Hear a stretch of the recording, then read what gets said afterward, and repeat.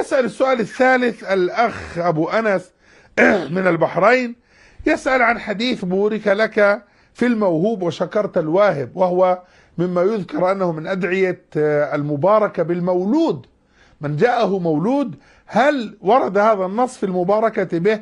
نقول هذا لا يصح عن النبي صلى الله عليه وسلم، وورد عن بعض السلف وأظنه الحسن البصري، وكذلك لا يصح عنه.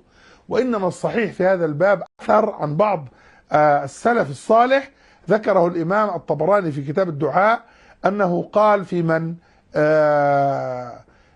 جاءه يعني مولود، أو قال جعله الله ذخرا للإسلام والمسلمين، أو كما قال رحمه الله تعالى.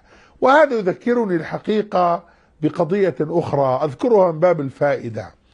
روى الإمام البخاري في كتاب الأدب المفرد بالسند الصحيح عن عائشة أم المؤمنين رضي الله تعالى عنها أنها كانت إذا قيل لها إن فلانة ولدت قال لم تكن تسأل أذكر هو أم أنثى، ولكنها كانت تسأل أصحيح هو، يعني ليس فيه عاهة، ليس فيه مرض.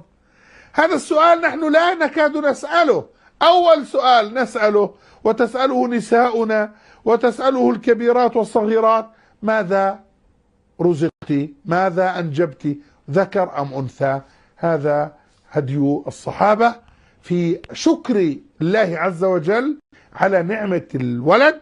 طبعا عندما نقول الولد ذكر أو أنثى، يوصيكم الله في أولادكم للذكر مثل حظ الأنثيين، ليس الولد يعني الذكر كما هو قائم في أذهان الناس عامة، والله تعالى أعلى وأعلم.